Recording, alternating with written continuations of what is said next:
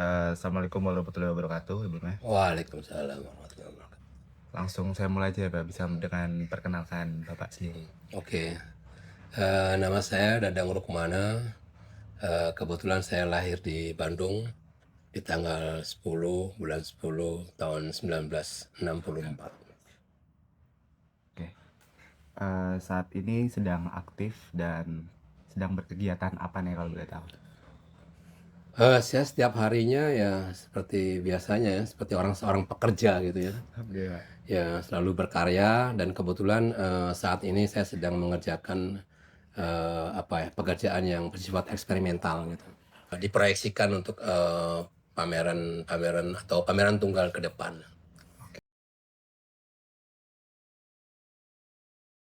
Etika profesi dalam dunia seni menekankan bahwa seniman harus menjaga integritas, bersikap jujur, bertanggung jawab, serta membangun kepercayaan dengan galeri, kolektor, dan publik. Hal ini didukung berbagai jurnal yang menegaskan bahwa pentingnya keaslian karya, transparansi dalam kerjasama, penghormatan terhadap hak cipta, serta pemenuhan komitmen profesional agar hubungan kerja tetap sehat dan reputasi seni dapat terjaga.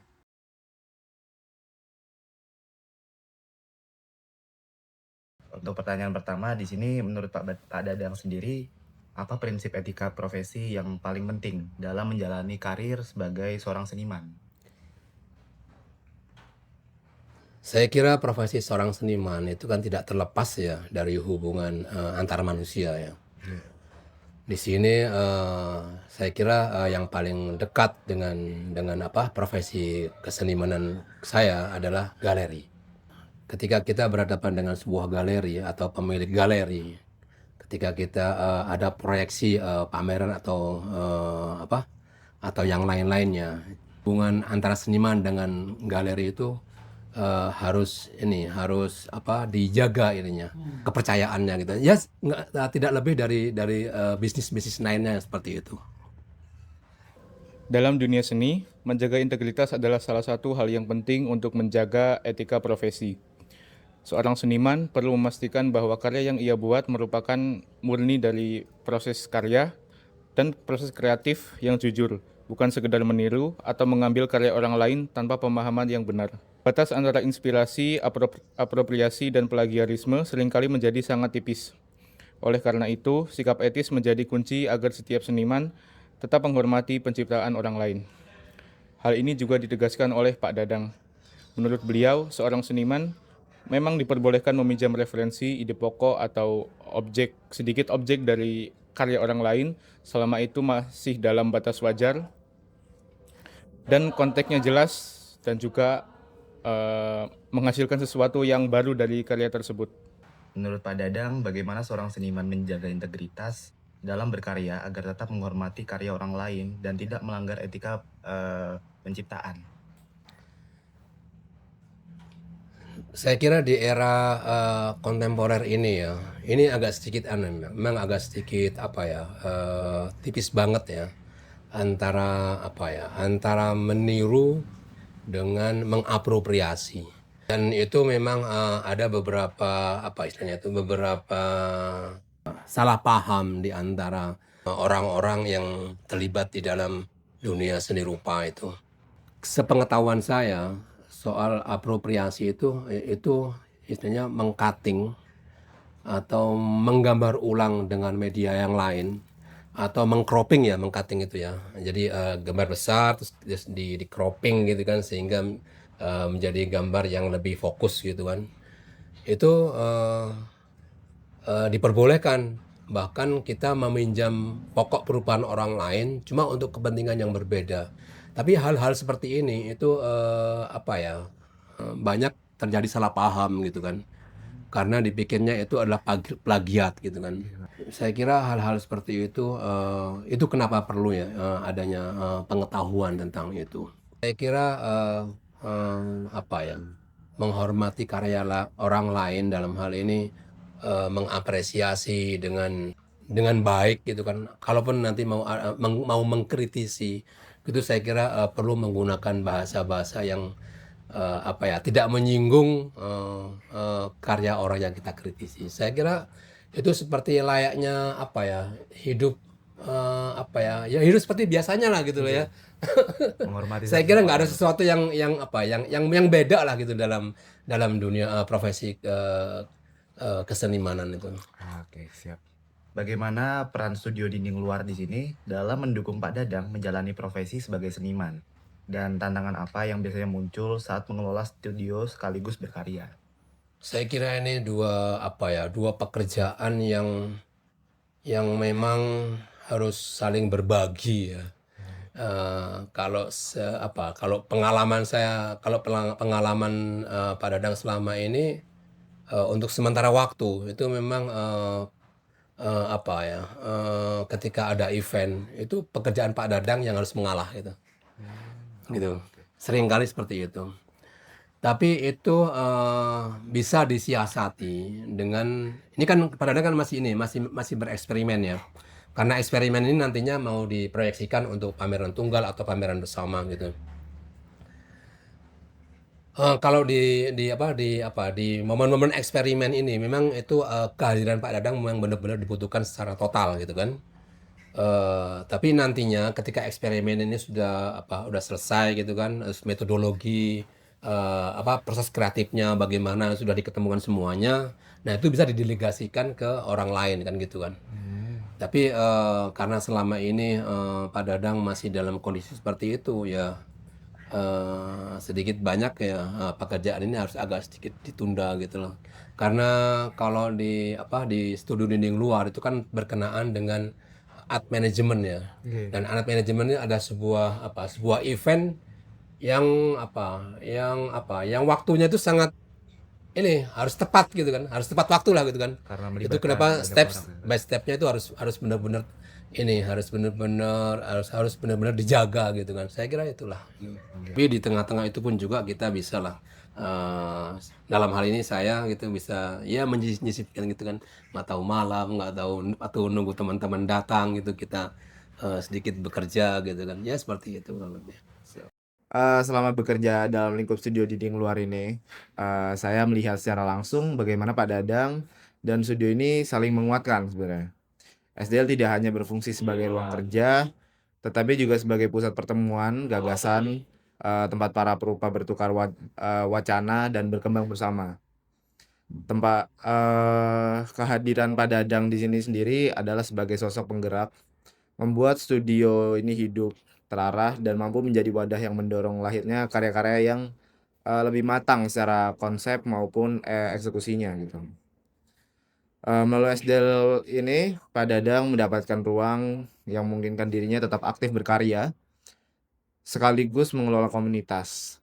Interaksi yang terjadi di dalamnya menciptakan lingkungan kreatif yang dinamis gitu, saling menular dan berdampak baik bagi perkembangan artistik setiap anggotanya.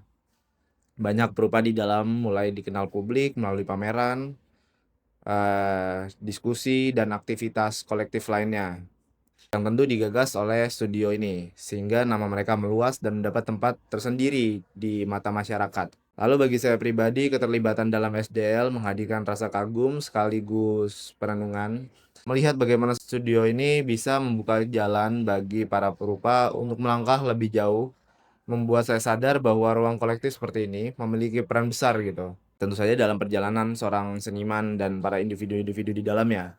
Dampak tidak hanya terlihat pada karya dan reputasi, tetapi juga pada cara kami memahami profesi sebagai sesuatu yang terus bertumbuh bersama lingkungan dan komunitas yang mendukungnya. Profesional.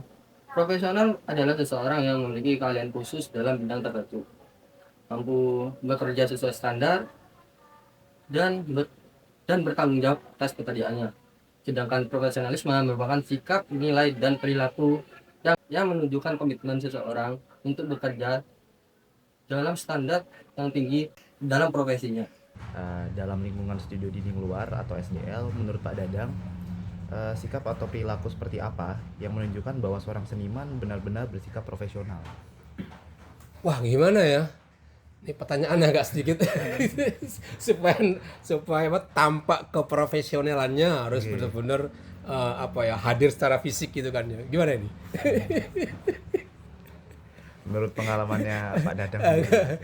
Oke, saya kira tetaplah kalau kita mau dikembalikan ke profesionalisme dalam karir sebagai seorang seniman, ya saya kira itu berhubungan ketika kita berhubungan dengan apa ya, sebuah lembaga gitu yang dalam hal ini apa istilahnya itu ada kerjasama gitu kan, gitu ya. Tentu saja dalam hal ini ya kita saling percaya gitu kan, terus saling menghormati gitu kan. Tapi selama ini memang kecenderungan untuk apa ya, untuk berlaku tidak seperti yang dikehendaki, saya kira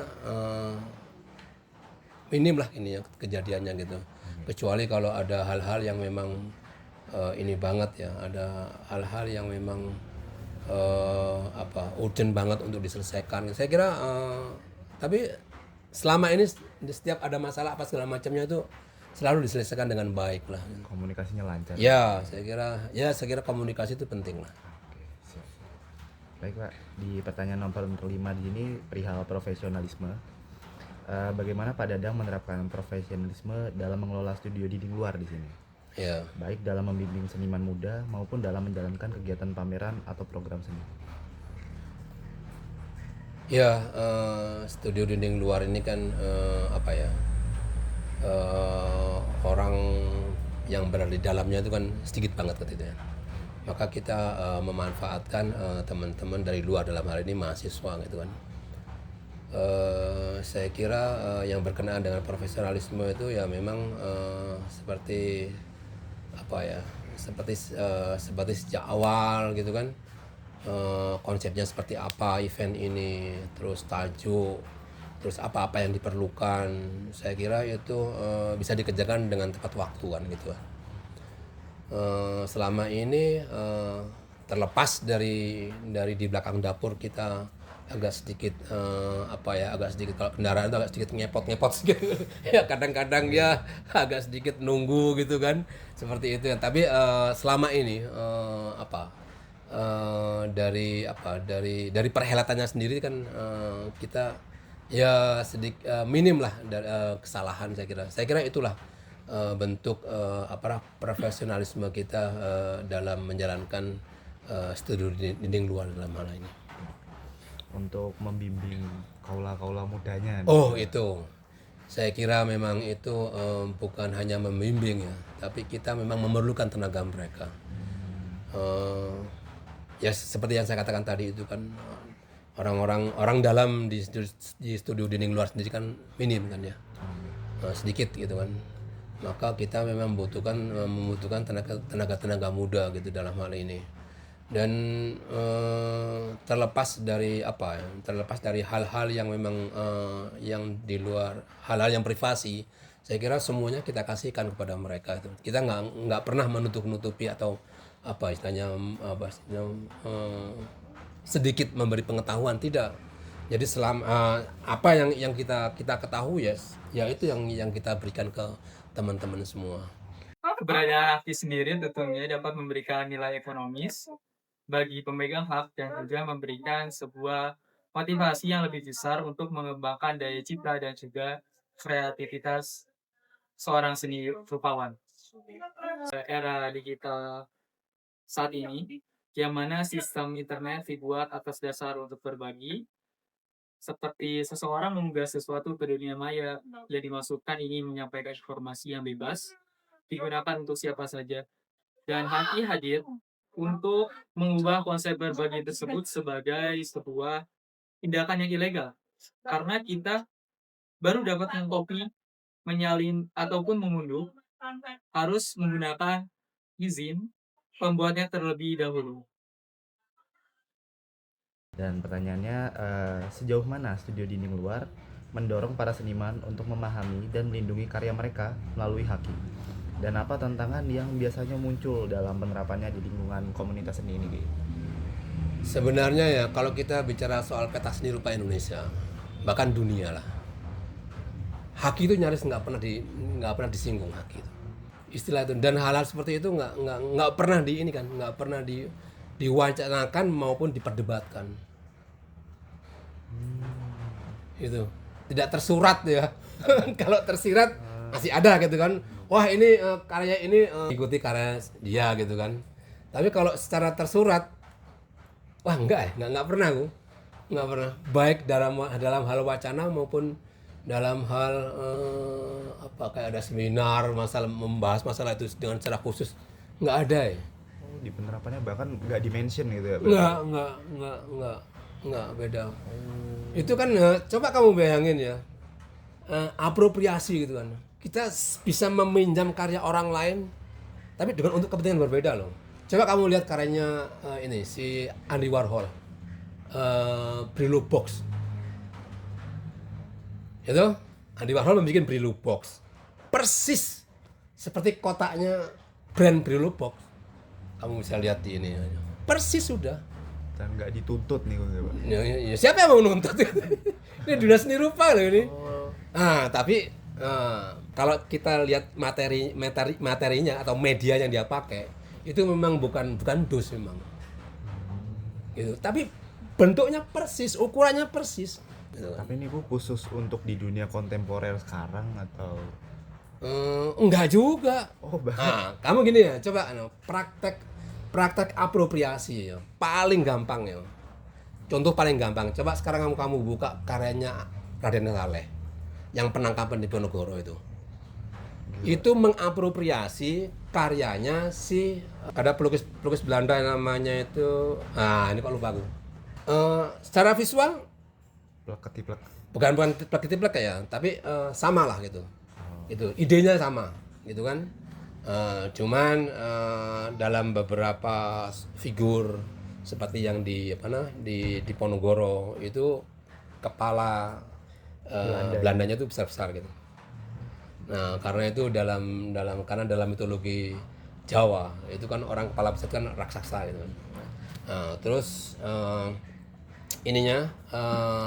level di mana mereka berdiri itu di Ponorogo di bawah, nanti di atas.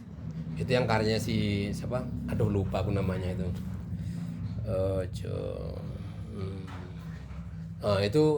Dia berada di level bawah itu. Itu menunjukkan bahwa penjajah dalam hal ini lebih tinggi dibandingkan pribumi. Di karya Raden Saleh itu sejajar. Dan itu enggak hanya praktek apropriasi sudah dilakukan di kita tahun berapa tuh? Kan sekitar abad 19 itu.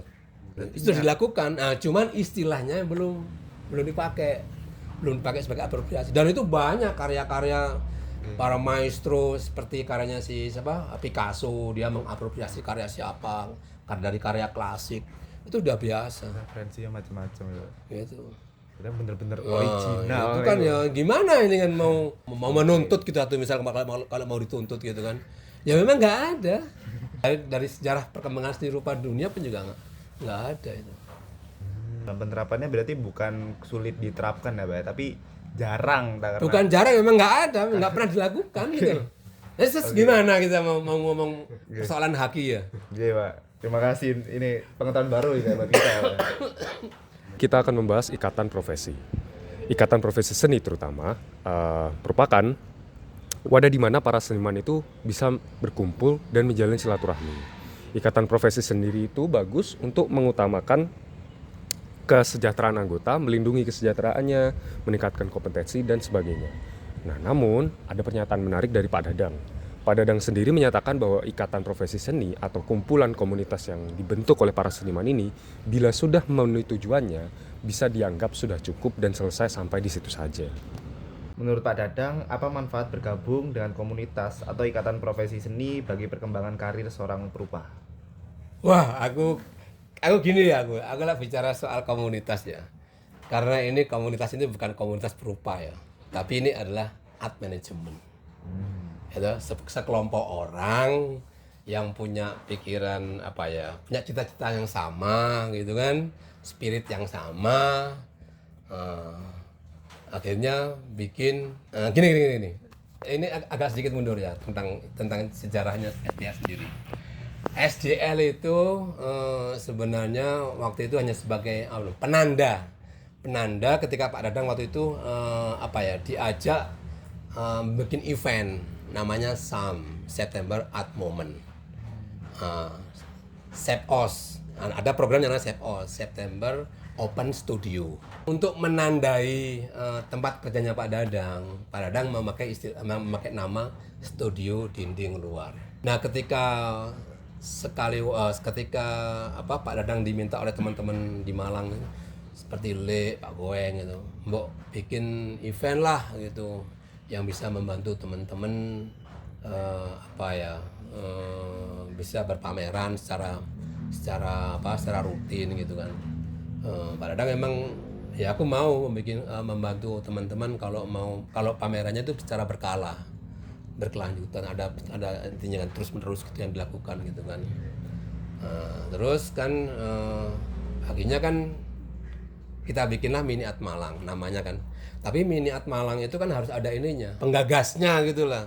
Nah, penggagasnya itu memakai nama Studio Dinding Luar itu. Gitu. Cuman itu aja. Nah, sekarang kalau aku secara pribadi ya, yang namanya komunitas ya atau persatuan, coba kita lihat, kita periksa lah gitu ya. API, Asosiasi Pematung Indonesia. Terus lagi Kolcai, kelompok cat air ya, kalau salah ya. Lukisan Kolcai, kelompok lukisan cat air atau apa gitu kan ya.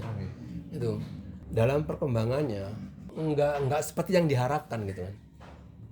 Karena gini, kalau kita kelompok gitu, kelompok itu kan akhirnya kan ada anggota masuk atau misal ya yang teman yang baru belajar gambar gitu atau misal masuk gitu kan. Terus ada lagi yang sudah piawai gitu kan, di dalam satu kelompok yang sama gitu kan. Ada yang ya datang di situ cuman ya asik-asik gitu. Nah, ketika ini pameran memakai nama kelompok ini, itu artinya yang baru menggambar pun kan juga harus ikut kan, memamerkan kan. Ini loh yang jadi masalah itu kadang-kadang. Makanya ketika mereka bikin sesuatu itu nggak bisa maksimal gitu loh. Karena harus mengikutkan yang Standar kelompok. ya itu seperti itu. Nah, kelompok itu kalau menurut Pak Dadang loh ya, kalau memang ada sesuatu yang diperjuangkan itu jauh lebih menarik. Nah, setelah yang diperjuangkan itu selesai, ini harus bubar. Kalau enggak hanya jadi kelangenan. Jadi memang harus ada sesuatu yang gerakan lah gitu. Dan semua gerakan dalam sejarahnya itu bubar memang. Kobra ketika sudah selesai semua selesai. Enggak ada kan reuni Kobra gitu tuh misal. Nah, yang paling dekat dengan kita lah ya. Jendela, kelompok Jendela. Di sana ada Andi Wirman, ada Sunisar, Jumadi Alfi. Itu tahun 90-an. Mereka muncul setelah itu bubar. Eko Nugroho, Taring Padi. Itu? Selesai, bubar. Pop art, selesai, bubar. Jadi kalau mau mempertahankan kelompok, ya akhirnya jadi kelangenan. Pribadi loh ya. Berarti untuk kelompok sendiri ini jati dirinya ada di tujuan akhirnya nih Pak. Harus ada sesuatu yang diperjuangkan. Ketika sesuatu yang sudah diperjuangkan ini selesai ya harus bubar. Kalau enggak ya kelangenan akhirnya. Dari sudut pandang pribadi saya, Studio Dinding Luar atau SDL ini saya lihat sebagai ruang alternatif yang mampu menambahkan dan menampung gagasan dengan keberagaman yang sangat kaya ya. SDL tidak hanya menjadikan tempat untuk berkarya, tapi juga membuka peluang bagi seniman-seniman muda ini untuk membawa ide-ide baru ke arah dan ranah yang lebih luas melalui diskusi dan pameran kecil maupun atau itu aktif di pameran kolektif ya, yang penting kan rutin kan. Dan SDL ini berfungsi sebagai ruang penyaring serta pengungkit bagi potensi yang sebelumnya mungkin terabaikan di masyarakat atau di sekitar lingkungan para seniman lainnya gitu atau pengkarya lainnya. Lalu banyak juga perupa yang hadir dengan karakter dan pendekatan berbeda. Dan SDL di sini memberikan ruang bagi masing-masing mereka ini untuk menemukan bentuk dan ekspresi terbaiknya. Pada akhirnya pengalaman ini membuat saya melihat bahwa SDL ibarat proses penggalian emas gitu. Ia mampu mengangkat kualitas, kekuatan visual, dan kedalaman gagasan dari para seniman muda yang terlibat di dalamnya. Lalu semua itu menghadirkan kekaguman sekaligus juga membuka pertanyaan baru di diri saya tentang sejauh mana ruang alternatif seperti ini dapat terus mendorong perkembangan seni di lingkungan kami ke depannya. Sebagai penggerak studio dinding luar, bagaimana Pak Dadang melihat peran SDL sebagai ruang alternatif dan komunitas seni dalam mendukung perkembangan seniman muda di Malang? Aku itu dari tahun kemarin ya sudah ngomong ke teman-teman di studio dinding luar itu. Kita menginginkan kayak semacam keagensian gitu, untuk membantu teman-teman itu. Cuman karena kita kurang tenaga, ya kita akhirnya ya sampai hari ini ya masih belum. Cuman konsep itu sudah aku pikirkan kan, gitu kan. Sudah aku bikin lah gitu kan. Seperti gini, tiap tahun kita mendapat data itu tentang teman-teman mahasiswa yang lagi TA. Tiap tahun ya itu masing-masing perguruan tinggi ada 15 dan 20 gitu.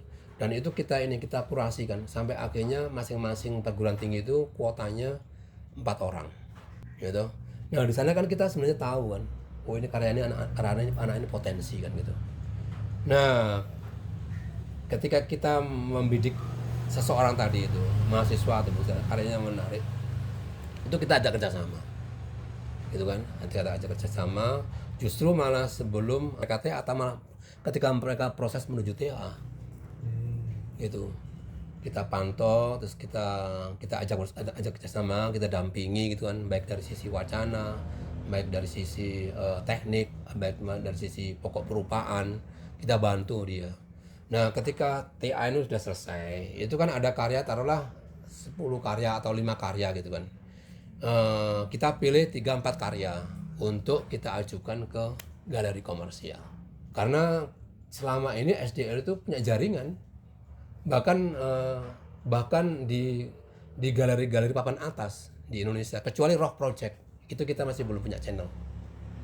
Cuma di luar itu, nah di galeri kita punya, dekat kan dengan Pak Dadang. Terus galeri Sisa Santi, kita ada teman di sana. Kita juga kenal sama ownernya, Pak Oyi. Terus galeri Kens Gallery kita juga punya, gitu kan. Galeri Semarang, itu kan sayang kalau nggak dimanfaatkan jaringan-jaringan itu.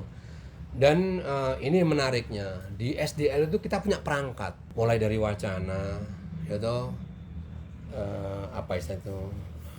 hal-hal yang bersifat retinal untuk menilai, oh karya ini kayaknya pas untuk galeri ini, karya ini pas untuk galeri itu, kita punya.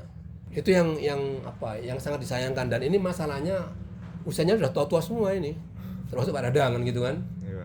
Itu loh, makanya Pak Dadang itu sangat membutuhkan teman muda yang memang dia punya waktu gitu kan untuk bisa membantu SDL dalam hal ini. Saya kira itu. Dan sejak awal berdirinya SDL itu memang kita membantu untuk teman-teman rupa muda atau mahasiswa seni rupa memang. Ya. Makanya Pak Dadang selalu istilahnya itu selalu mengatakan kepada teman-teman gitu. Berarti bukan cuma wadah dan bahkan pembimbing ya Pak? Oh iya, itu memang Lebih dari itu kan, sampai mengenalkan ke galeri-galeri. Nah memang sudah kita coba kemarin aja kan ini tahun berapa itu, dua tahun yang lalu ya, si Tesar Aris sudah pameran tunggal, terus si Bagas sama Laila Wulan Cahya itu kan mereka pameran di Jakarta kan. Nah cuman yang kesini kita masih belum menemukan yang inilah, yang kita anggap bisa kita ajukan ke galeri komersial. Oh ya, ada satu lagi. Oke. Itu nanti mulai bulan Desember kita mau meneruskan tradisi rebuan. Kenapa nih Pak? Rebuan itu baca buku seni rupa gitu. Nah dulu itu pernah di Pak Romi, pernah, terus tempatnya kakak kelas kamu masih Vicky, Oke. itu pernah, itu kan dari tempat kos-kosannya gitu kan, dari kos-kosan mahasiswa ke kosan yang lain, sampai akhirnya dipindah ke studio UB gitu oleh Pak Kadek, sampai akhirnya nggak tahu kenapa akhirnya vakum lama. Nah terus teman kamu Natiaka itu, Oke. itu kan dia punya punya tempat di Inggil sana. Oke, Pak. Itu mau ditarik ke sana. Ya nanti di bulan Desember kita sudah mulai lagi acara tradisi rebuannya, baca buku seni rupa. Dan mungkin nanti ini lebih apa istilahnya itu lebih apa metodologinya lebih mudah gitu untuk diikuti.